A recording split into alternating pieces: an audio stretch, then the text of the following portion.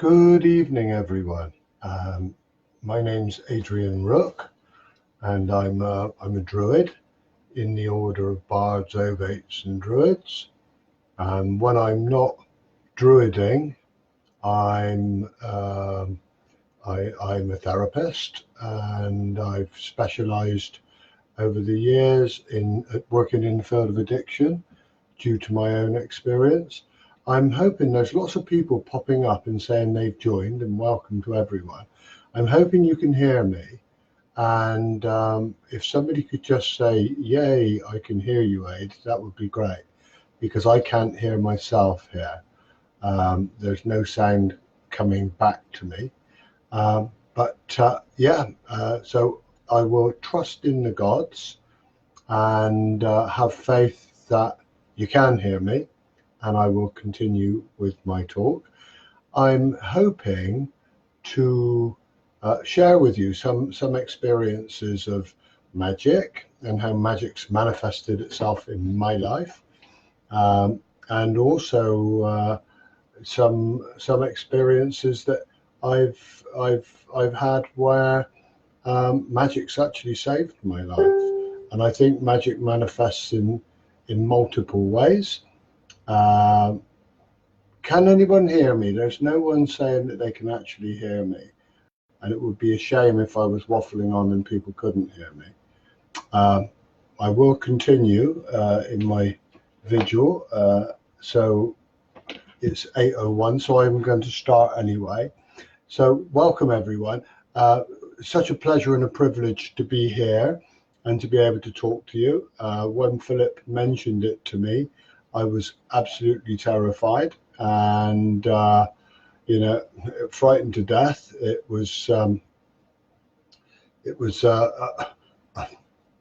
strangely challenging thing, considering I have spoken a lot in public in my own private life and my personal working life, but this is different. I think it's talking to family and friends.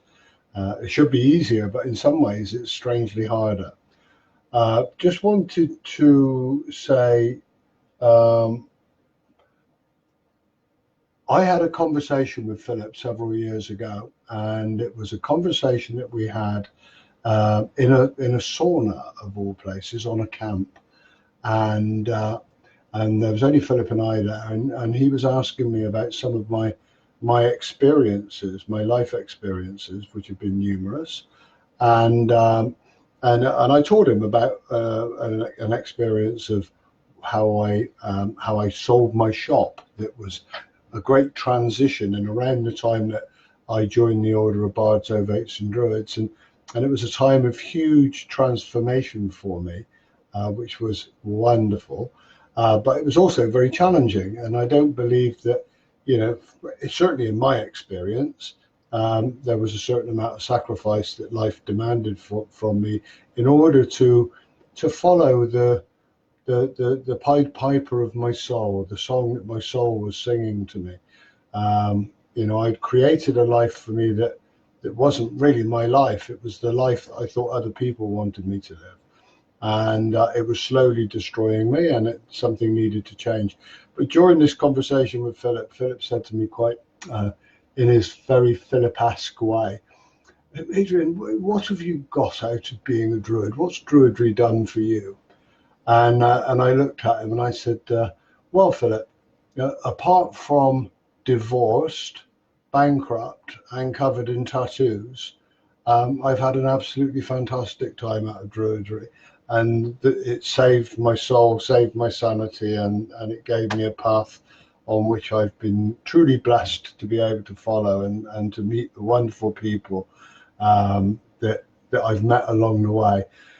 But the story I told Philip then was about a shop that I had, and I ended up in the fruit and vegetable trade to please my father, really, and I was a bit lost and a bit aimless, having had quite a dysfunctional childhood and lots of addiction, lots of strange bullying and so on and so forth.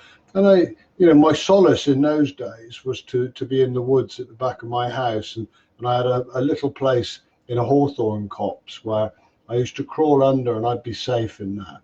And it was just wonderful. And I could put my ear to Mother Earth and I could hear her whispering to me, and I felt safe then. Yeah, I just love the whole C.S. Lewis, Narnia, Lord of the Rings.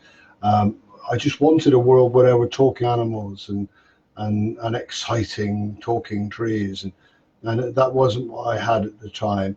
So you know, life was as it was. But this, you know, I was telling Philip that I'd gone to the Dabuni Grove one night, and we were having a talk, and we always had a sharing talking stick. And I said that, you know, I was troubled because I realized that I needed to get out of the fruit trade in order to open up other possibilities. I couldn't get out unless I sold the business. And it was suggested to me by Susan Jones, who used to be the tutor coordinator and one of the very magical people that I've met along the way. And she suggested that I go in the next day and have a ritual. And the obvious seems to elude us sometimes, and have a ritual and to thank the shop for all that it done for me, and to give it my blessings, and then to be able to move on. And there was a part of me that was somewhat slightly skeptical, but I thought, no, I'm going to do it anyway.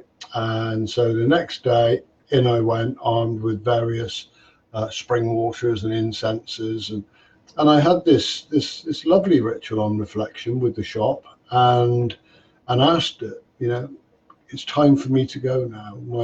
You know, you've supported me in the journey this far, but my destiny does not lie here, it lies elsewhere. And lo and behold, the shop had been on the market for 2 years. I hadn't had any interest. There was a major financial crash at the time.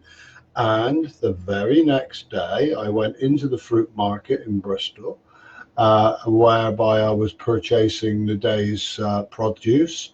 And a chap came up to me and said, Aid, is your shop still for sale?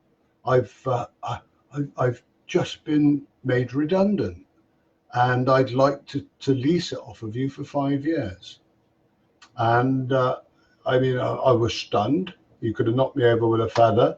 But once I'd kind of gained my senses again, I very quickly put everything into action. I was out within 2 weeks. Within 2 weeks, I was away from the shop, and eventually that gave me the breathing space to sell it to somebody that this guy knew eventually, and it freed me up to embrace my new life and my new destiny. And so, you know, along with working through the OBOD course and the learnings that came with that, I did lots of other things. I trained, I went back to university and I trained as a therapist, particularly in the field of addiction because of my own experiences. And you know, magic manifests itself in many, many ways. And I think for me, the greatest magical act of all is to transform a life that is potentially going nowhere, or very chaotic, you know, full of addiction and pain and sadness. And that was a path I followed myself for many years, and it's bleak. It's a bleak journey to be dependent on substances to create an environment where you can forget that you're not fully present in your own life and you're not fully living your own life. So for me, the most divine of all alchemies is the transformation of a potentially wasted life into something really special. And you know, and I've been able to witness that over the years. I ended up as the head of primary care counselling at a prestigious treatment centre until my last heart attack, and it was beautiful to just watch, you know, broken souls coming in to the treatment centre, and then having that epiphany partially created by us, the staff, and enabling that environment to be a magical place. And they called it the Magic Mansion, and people got well there, and And and I'm still in contact with many people who many years later are well, and they've got families and new careers and lives that they would never have had if they'd have stayed in the loneliness of active addiction. So that said, that's one area where magic's worked for me in my life, but there's been a lot of other manifestations, and I wanted to share a couple with you because I believe now that for me, magic manifests itself in many different ways, and I don't try to work magically. If I'm honest, I try to live magically, and my life is a magical merry-go-round of amazing things that keep occurring in my life, alongside some things that aren't so good. I've had lots of health issues over the years, and here's one example. Recently, 4 years ago, I had major heart surgery, and the surgeon said to me that he cancelled the operation once and said, "I can't do this operation. I don't think I can get you through it. And I want you to try and live on the medication." And it was back to that life that I'd known before, where you're only half conscious. And I thought, no, I don't want that. I don't want that. So I asked him to go ahead with the operation. And a dear friend of mine in Druid, Kieran Sibley, put out on the internet the time I was having the operation. And I really, left to my own devices, I was going to keep it a little bit secret. But Kieran put it out there, and then the next thing, just incredible. And I have to be careful when I think back on this, because I can get quite tearful, and I don't want to cry in front of all of you people.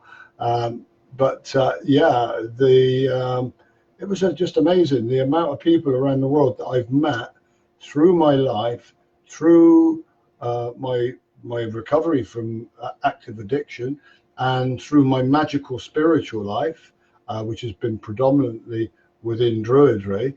I know very many people all over the world, and it suddenly started to pop up on the internet that people were having all kinds of ceremonies and rituals for me, for my benefit, to enable me to come through this operation. And I obviously did, otherwise I wouldn't be talking to you now. But the surgeon was amazed at the complexity of the operation and how smoothly it went. And when I told him and showed him that all these people around the world have been praying for me and sending me love and sending me healing and sending healing for him, so he'd have a steady hand, I think he kind of just shrugged a little bit at that point. That might have been a bridge too far, but I came through that, and here I am. I'm here today to tell the tale, and that's one incidence of magic and magic in action. But I don't think that. And oh, by the way, I have got the compulsory tea, and from my grandson. Granddad's my hero. I don't need any excuse to drink tea. People that know me know that I drink pints of the stuff constantly. And there's only one really magical form of English breakfast tea, and it's called PG Tips. And if Willem is watching from Friesland, Willem will agree with me, because when I was doing some men's retreats over in Friesland, it was compulsory to take over boxes of PG Tips for Willem, which is really nice. And so let me just tell you this story about my mum. My mum, bless her, she ended up with Alzheimer's at quite an early age, and it was a particularly nasty form of Alzheimer's, and it was called Lewy body disease, and that was a challenge. Me and my sister promised that we'd keep her in her own home. So 3 nights a week, we'd do alternative. I'd do one, she'd do one. 3 nights a week we'd go in, and then my brother would do one night. And it was putting her to bed and reading her the stories that she told me as a child. And that was a very challenging experience to have to bath my mum and put a nappy on her. And the worst thing was to leave her there alone through the night. But she said to me one day, she'd been taken into hospital. She had a urine infection, and I'd gone in to visit her, and I was going to Cornwall to see a friend of mine, a Druid friend of mine, and she asked me a question. She had a lucid moment, and she said to me, Adrian, she said, have I got anything to live for? And I wanted to go into that, what we always do. Yes, you've got us, we love you, the grandchildren, everybody loves you. But it wasn't that. And I knew that she had nothing really to hang on for. And that, you know, her journey was only going to be worse from here on in. And we had a conversation about what was stopping her from going. And she was convinced that if she went, then I was the next in the waiting room, in God's waiting room, she said. And she wanted to hang on as long as she could, so I didn't have to go in the waiting room, which is kind of quite nice. But anyway, I was going to Cornwall, and I wasn't going to go because she was ill, and she knew I was going. She insisted I went. And I went for a walk with my friend Rachel to Modron's Well. And as we were walking through, we came across an oak tree which was bedecked with cluties. And for anybody that doesn't know what a clutie is, it's a wish or a blessing or a spell that people make from various things, and they put into the trees and ask the tree spirits and the goddess to bless them.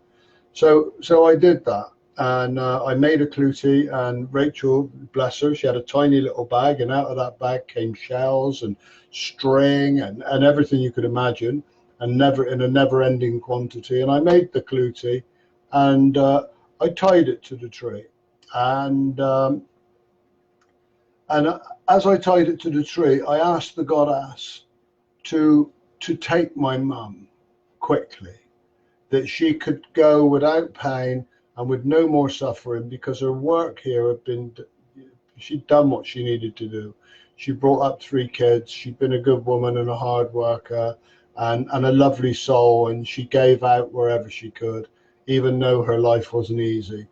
And so in the doing of that, I tied it on, and I had a little tear because it felt strange to pray for my mum's death, but also right. And anyway, I spent a couple of days in Cornwall. I came back on the Sunday, and I was going to go to see my mum, and I phoned my sister up and said, I'm going to go in and see mum. And she said, oh, don't bother, Aid. They moved her to another hospital, and they have beautiful grounds at this hospital, and all of her brothers and sisters have been in to visit her. They'd had a magical afternoon, and she'd gone back and sat in the chair, and the nurses had said she was asleep. And while she was sat in the chair asleep, she had a massive aneurysm that just exploded her brain in seconds, and she never woke up again. And half an hour after I had the conversation with my sister on the phone, she was saying, Mum's dead. You know, I was contacting saying Mum's dead. And I had such an intense sense of gratitude that the gods, once again, the goddess, the Great Spirit, had listened to my prayer and to the action. It's not just, you know, that I put it out there in a verbal sense. I'd actually anchored that intent in the making of the clutie. So for me now, I think always magic has to be followed by action, by some kind of manifestation. Even if it's only writing your intent down on a piece of paper and then casting it into the universe, or tying it to a balloon or something like that, you know, or burning. These things really work. These things really work. Oh, somebody said I've made them cry. I do apologize. That wasn't my intention. So recent manifestations of magic. And then I'm going to read a magical poem from a friend of mine. So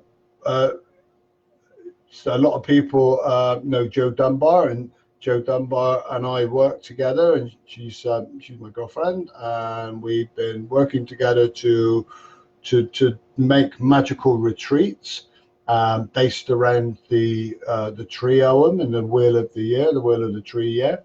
So we did one 2 weeks ago on the silver birch, and we didn't have the venue we had was awful. It was a classroom, and there was nothing else that we could find in the area. So this is back last year, and I said to Joe, I said, you know, we could do with a yurt, really. If we had a yurt in your garden, that would be perfect.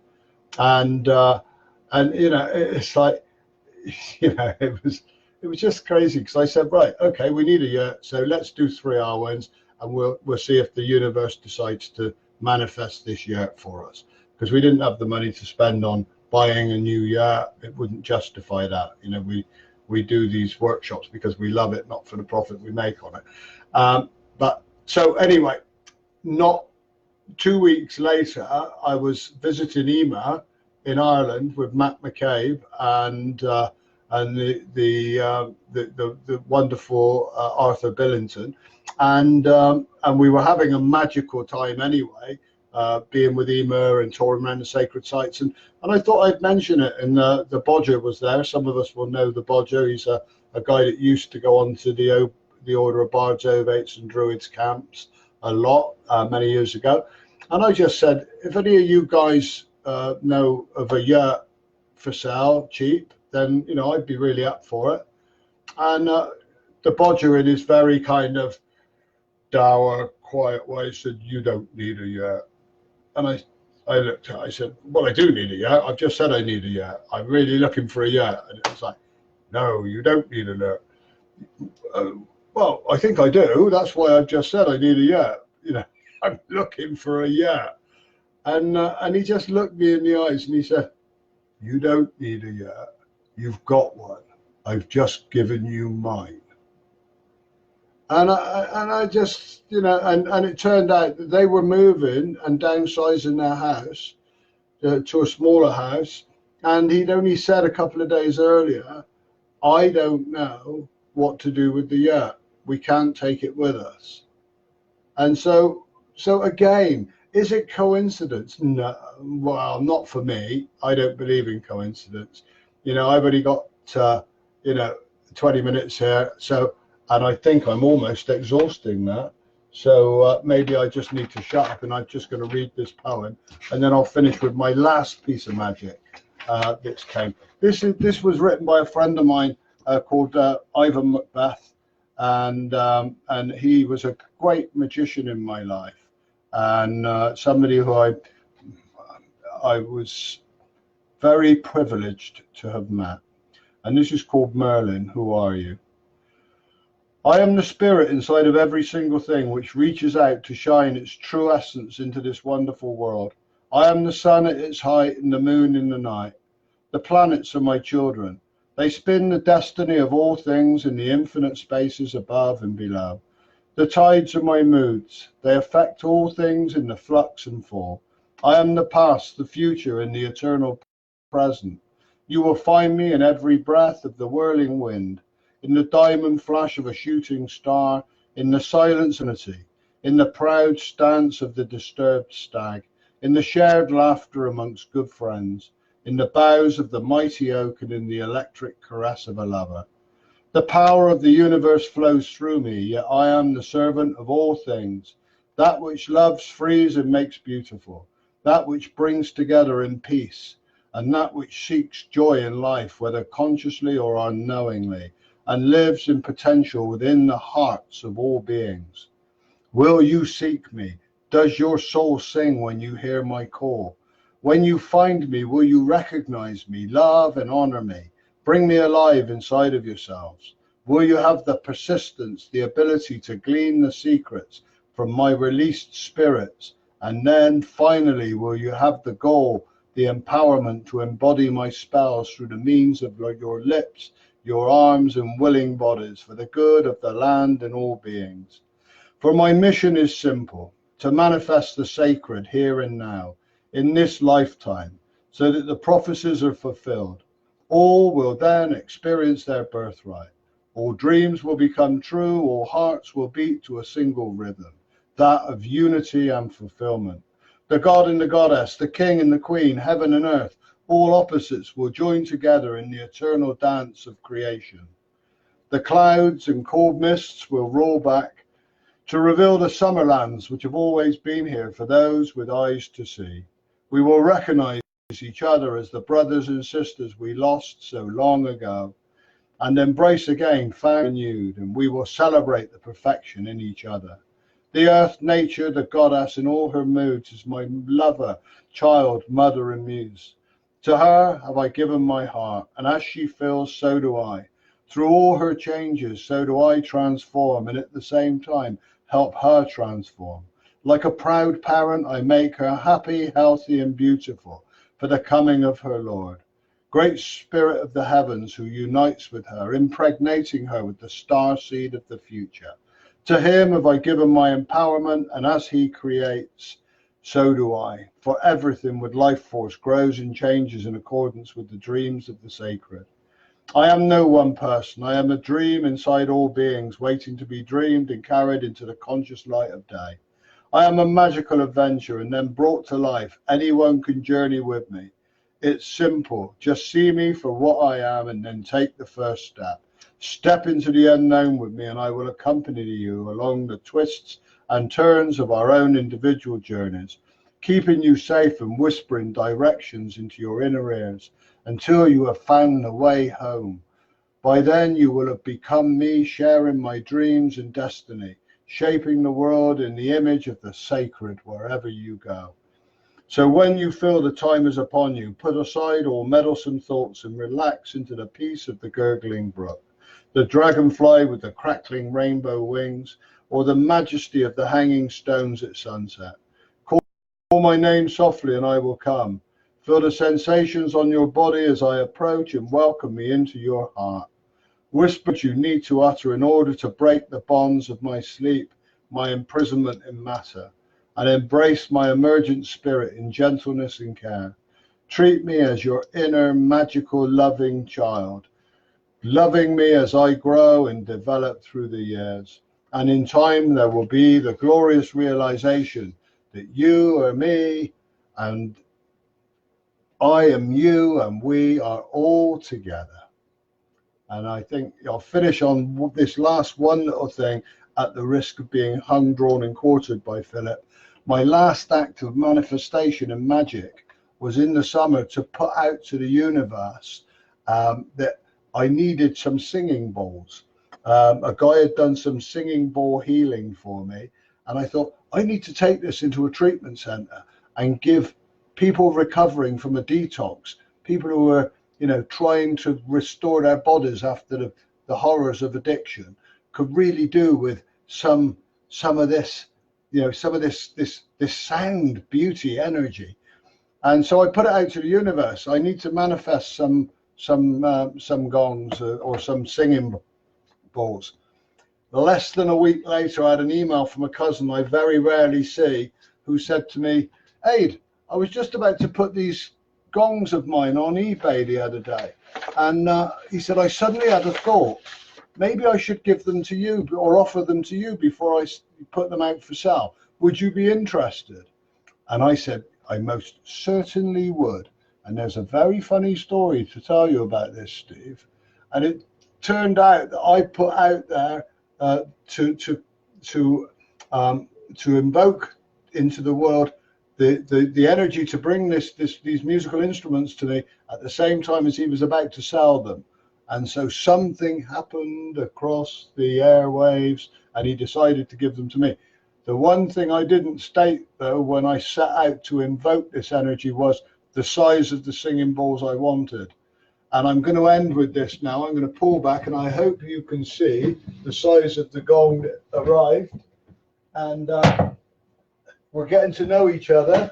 And I'm going to just say farewell to you all with this beautiful healing sound.